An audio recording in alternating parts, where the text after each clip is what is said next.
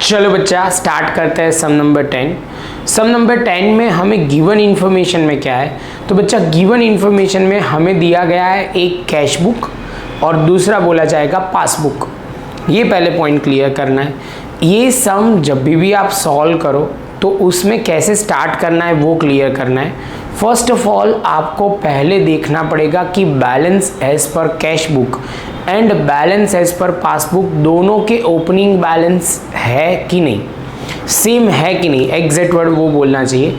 दूसरे पॉइंट में आपको वो टिक आइटम करनी है जो दोनों में कॉमन है, वो क्लियर करना है। और उसके बाद आपको पहले से ही आंसर पता होगा कि ये आंसर आना चाहिए। ये 3 स्टेप है, स्टेप बाय स्टेप फॉलो करते हैं। ये सम कंपैरेटिवली बहुत इजी होता है, बस उसमें आपको खाली ध्यान वो रखना है कि स्टेप कैसे फॉलो करना है। चलो बच्चा तो स्टार्ट करते हैं। सबसे पहला पॉइंट यहाँ से जो पढ़ना है वो prepare the bank reconciliation statement of मीवान for May 2016 from the following information. अब जैसे ये स्टेप कंप्लीट होता है, मतलब पहला लाइन पढ़ते हैं, तो हम यहाँ बैंक रिकंसिलिएशन स्टेटमेंट ऑफ हमारा क्या है, मीवान है, तो मीवान, तो यहाँ पे लिखेंगे हम मीवान कौन सी डेट पे, एज ऑन यहाँ पे आप बोलोगे 31 मई 2016। तो ये पहला हमें स्टेप पहले भी लिखते थे, अभी भी लिखना है। जैसे ये पॉइंट कंप्लीट होता है तो अब दूसरा पॉइंट जो यहाँ पे फोकस करना है वो सबसे पहले बैलेंस ब्रॉट डाउन यहाँ पे दिया हुआ है 6000 और यहाँ पे दिया हुआ है 6000। दूसरा पॉइंट आप बोलोगे सर आपने क्या किया कि यहाँ का डेबिट साइड, कैश बुक का डेबिट साइड, तो यहाँ पे क्रेडिट साइड, ये दोनों टैली होने चाहिए। और ध्यान से देखोगे तो दोनों टैली हो रहा है। यहाँ आप देखोगे तो ये पहला स्टेप क्लियर हो रहा है। अब step by step cash book का डेबिट और यहाँ पे क्रेडिट हम चेक करना शुरू करेंगे। तो सबसे पहले यहाँ पे दिया हुआ है 18,000, तो यहाँ पे भी दिया हुआ है 18,000। आप बोलोगे तपन और यहाँ पे भी तपन, वो देख लेना है। उसके बाद 4500 जो विश्वास है, जो यहाँ पे विश्वास दिख नहीं रहा, और यहाँ पे शांस अकाउंट है, तो एस अकाउंट यहाँ पे 300 और यहाँ पे भी नहीं है, तो इसको हमें इतना छोड़ देना है। दूसरे स्टेप में बच्चा आप क्या करोगे, तो दूसरे स्टेप में बहुत सिंपल है। अब यहाँ का क्रेडिट साइड, यहाँ का मतलब कैश बुक का क्रेडिट, तो पासबुक का क्या होगा, डेबिट। सबसे पहले स्टार्ट करते हैं 3000 रेंट है, रमा ने इशू किया है, तो रमा को इशू किया गया है, तो यहाँ पे 3000 है, तो आप बोलोगे सर ये 3000 और ये 3000, रमा वहाँ नाम चेक कर लेना है। उसके बाद घनश्याम है वो 1500 है, तो 1500 यहाँ दिख नहीं रहा घनश्याम जी का, तो जाने देंगे। बाद में प्रकाश यहाँ पे 2400 है और यहाँ पे 2400 और यहाँ पे भी प्रकाश हमने चेक कर लिया। उसके बाद कमीशन अकाउंट 300, यहाँ पे 300 दिख नहीं रहा, तो जाने देंगे। रजनी 6000 है और यहाँ पे भी आप बोलोगे सर 6000 दिख नहीं रहा। उसके बाद हरेश अकाउंट है 3000, यहाँ पे हरेश अकाउंट आपको दिख रहा है 3000, बात खत्म। उसके बाद बच्चा बैलेंस कैरिड डाउन 12,600 जो हमारा क्लोजिंग बैलेंस। तो बच्चा आप स्टेप कैसे स्टार्ट करना है, तो पहला स्टेप होता है balance as per cash book. तो यहाँ पे आपको वो ध्यान में रखना है, बैलेंस कैरिड डाउन दिया गया है तो आपको ये समझना है ये क्रेडिट है, तो यहाँ पे बैलेंस बीडी जो दिया गया है वो लिखना, ध्यान में रखना। मैं जो डायलॉग बोल रहा हूँ वो ध्यान में रखना, क्लोजिंग बैलेंस से ही स्टार्ट करना है। लेकिन यहाँ पे आपको कई बार बच्चों को ये याद नहीं रहता, इसलिए ये डायलॉग बोल रहा हूँ। तो यहाँ पे आपका कौन सी साइड है, बैलेंस बीडी ओपनिंग बैलेंस, ये बोला जाएगा। ये क्लोजिंग का ओपनिंग करके जून में फर्स्ट लिखा गया है, जून फर्स्ट लिखा गया है, वही साइड हमें लिखना है, या आपको वो ध्यान में रखना है। ये डेबिट बैलेंस है, इसका मतलब यहाँ पे लिखा जाएगा बैलेंस एज पर, आप बोलोगे सर कैश बुक कितना है बच्चा, तो यहाँ पे है 12,500, कौन सी साइड लिखा जाएगा, तो डेबिट साइड पे। ये पहला स्टेप आपको क्लियर होना चाहिए। ये पॉइंट क्लियर होते ही बच्चा अब दूसरा स्टेप जो वो चीज़ें हमें लिखनी है कि जो डेबिट साइड पे कैश बुक में है लेकिन पासबुक में नहीं है, तो वो हमें लिखना पड़ेगा। आप बोलोगे सर उसमें लिखना जो है वो पोर्शन आपको ध्यान में रखना है। यहाँ 4 स्टेप में सम खत्म हो जाएगा, 4 स्टेप ही है। पहला ओपनिंग क्लोजिंग लिख दिया वो, और उसके बाद 4 और स्टेप है जो फॉलो करना है। तो यहाँ पे आप बोलोगे sir cheque deposited but not credited by bank या नॉट क्रेडिटेड इन पासबुक, तो यहाँ पे हम लिखेंगे cheque cheque deposited but not credited in passbook. अब मैं शॉर्ट फॉर्म में लिख रहा हूँ, आपको नहीं लिखना है, वो ध्यान में रखना है।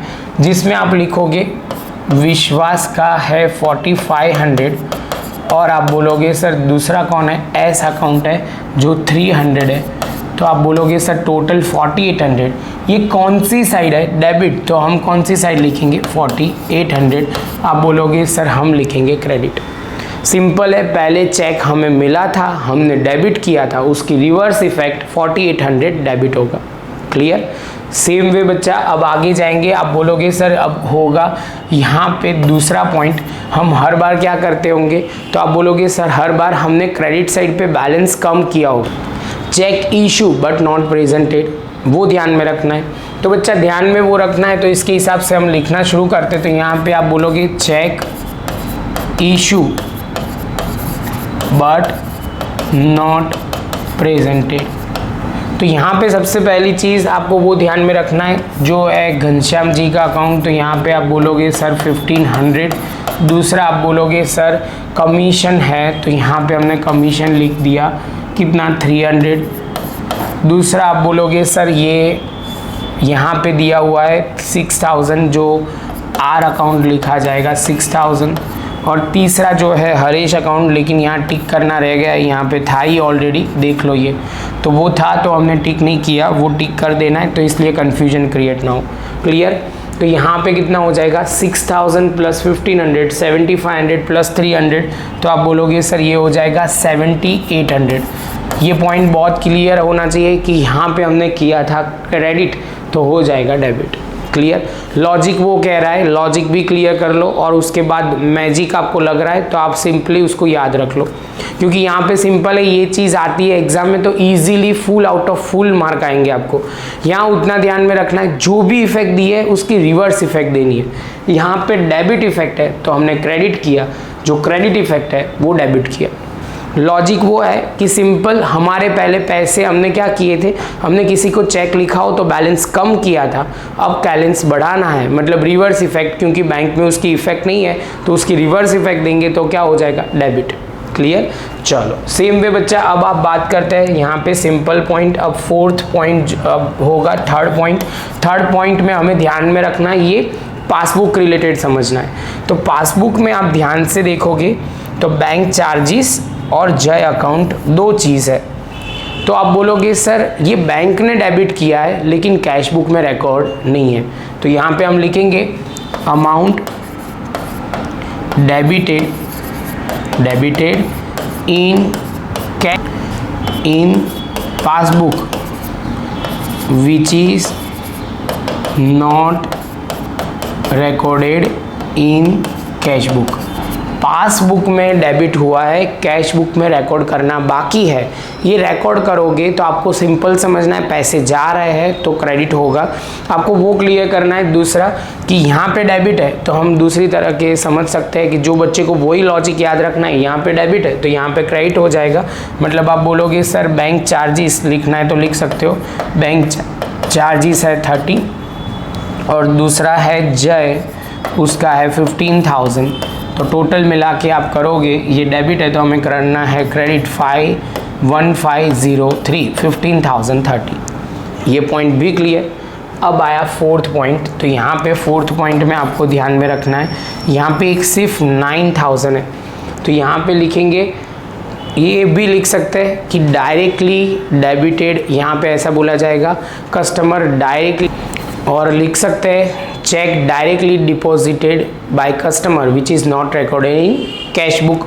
तो यहाँ पे लिखेंगे directly by customer which is not recorded in cash book.